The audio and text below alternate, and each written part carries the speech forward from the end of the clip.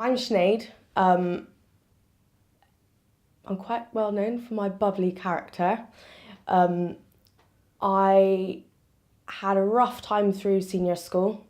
That was bumpy, but I managed to pull through that with a lot of faith and determination. I did college, did well in college.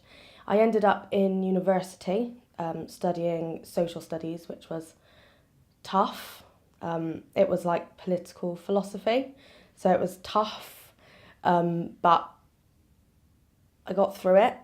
Um, I've always had faith that someone had to look after me, someone had to be holding my hand and taking care of me. So I got through that. I've had various jobs, and I'm now a neurology administrator for Southmead Hospital. Maybe July last year, I really started taking an interest, thinking something's trying to pull me in, and I couldn't work out what it was. And when I'd hit rock bottom, I'd heard people saying they'd gone to mediums and things like that for guidance, and I was in a really, really lost, low place. But I knew that I didn't want to go down the route of mediums and things like that. It just something felt wrong for me. I was walking with a friend who I worked with, Jane, and I'd been kind of looking at things to do with God and just scriptures and things, but I hadn't told anyone. I kind of almost felt embarrassed, or I felt really vulnerable, so I didn't kind of want to tell people. But me and Jane were walking to Subway one lunchtime, and she just randomly came out with, Sinead, you're going to be a Christian? And I just was a bit like, what?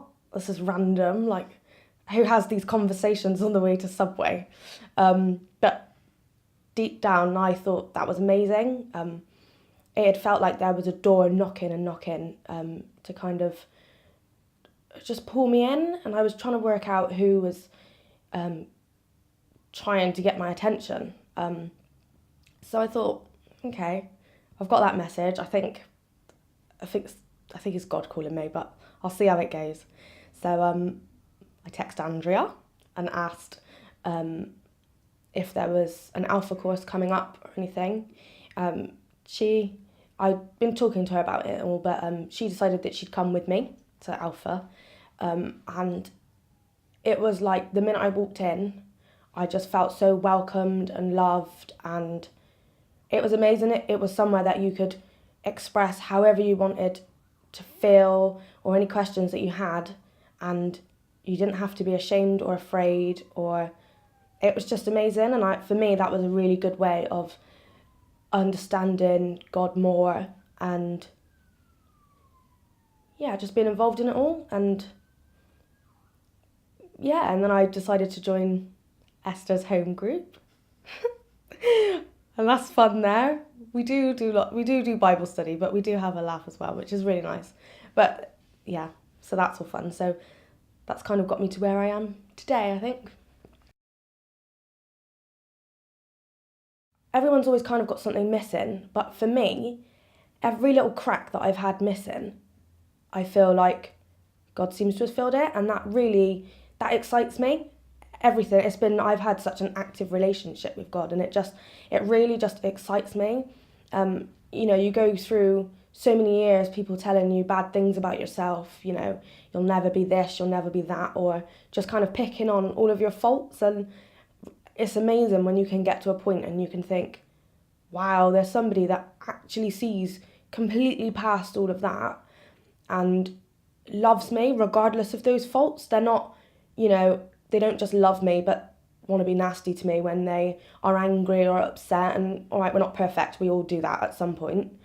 But it's amazing to be able to get to the point where you can accept that somebody loves you and can play such an active part in your life. For me, that's exciting. I look forward to every day. It's a dedication, and dedicating myself and my commitment to God, because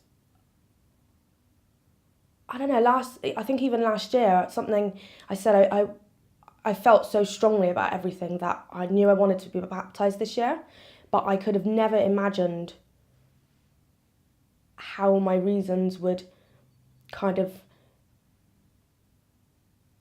become reality. And I guess it's just really taken that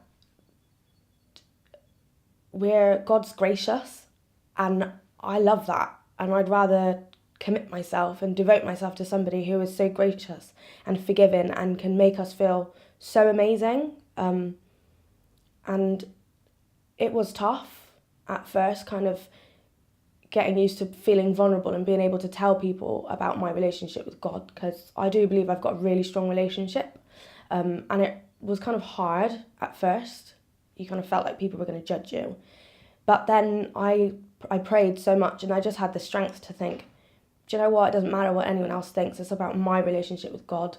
And I know that my relationship with him is so strong. And yeah, I just want to commit myself and show everybody.